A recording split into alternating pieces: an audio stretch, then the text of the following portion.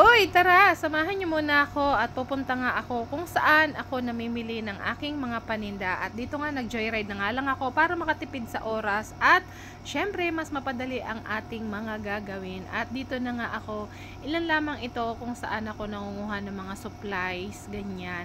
Kaya naman guys, samahan niyo na ako at kung may gusto kayo dito, abay naman puntahan niyo lang ako dito sa shop at mayroon ako niyang mga yan. Ay, hindi lahat, pero ilan sa mga ito ay mayroon ako. And sana soon lahat ng mayroon dito ay mayroon na rin sa aking shop, di ba? Ganun lang naman yun, guys. I-manifest lang natin na lahat ng mayroon dito ay magkaroon din sa aking shop. Ay ganon. And syempre guys, kumain na nga muna ako. Sobrang napagod na talaga ako. Ang dami ko nang napamili. And ang ginagawa ko nga, since mag-isa nga lang ako, pagka madami na, ayan, ihahatid ko muna kung saan ko iniimbak yung aking mga napamili. Tapos babalik na naman ako dun sa ibang pwesto na naman. Tapos ganun na naman. Kaya naman nagutom yung aking pagkatao. At ito nga, kumain muna ako.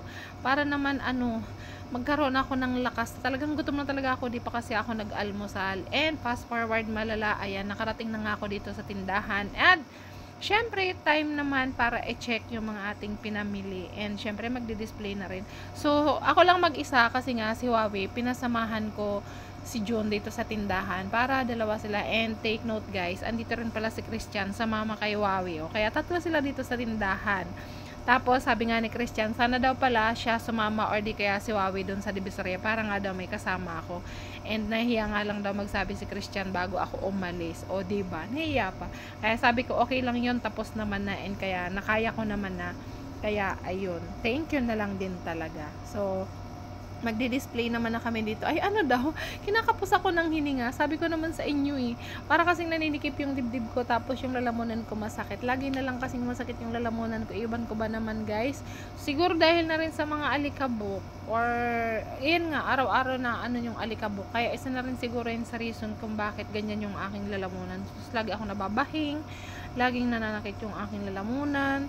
Ganon. And eto na nga, chine-check na nga namin isa-isa. Unang box pa lang ito, and marami pang susunod, o diba? Kaya naman sabi ko kay Huawei, ay yung kaya lang namin ma-display ngayon kasi madami talaga. And ako sabi ko sa kanila, yung matira nga ay bukas ko na lang ipagpapatuloy. And ang sakit na rin talaga ng braso ko at balakong kakabuhat ng mga mabibigat. Pero carry lang talaga.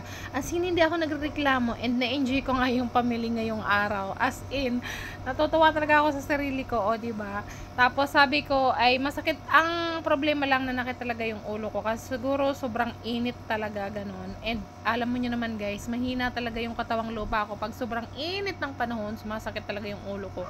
Kaya naman sabi ko nung gabi yung kaya lang namin i-display, tapos gigising na lang ako ng umaga ng maaga, ay ano daw, para nga mag-display ako. Tapos yung natira, ayun, dinisplay ko nga kinalingguhan ng umaga. Maaga lang talaga ako nagising para makapag-display nga. Kasi, ayun nga, kapag akyat nga namin, ayun, meron nang nag-aantay magpapahasa, o diba? Ito naman, yung mga natira nga itong i-display, itatalian ko na yung mga rodila. Kasi nga si Jun may ginagawa na, may mga hinahasa na siya. Kasi ba naman, abay, alas 6 pa lang, may mga nakapila na dito magpapahasa. Kaya naman, thank you Lord talaga dahil nga patuloy na tinatangkilik yung aming serbisyo sa hasa. And syempre, thank you na rin sa aming mga suki, sa mga customers namin. Maraming salamat po sa inyo sa patuloy yung pagsuporta sa amin, sa pagtatangkilik ng aking mga paninda, at syempre, sa mga patuloy na nagpapahasa sa amin.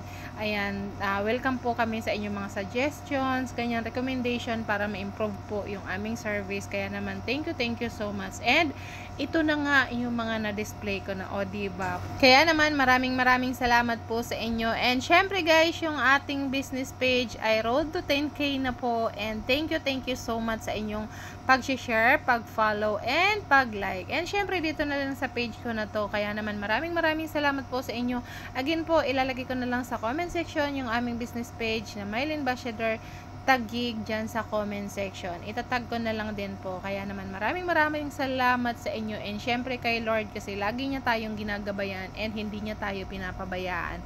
So yun lamang po for today's video. Abangan ko kayo bukas or sa susunod na araw. And don't forget to like, share, and follow. Bye! Love you!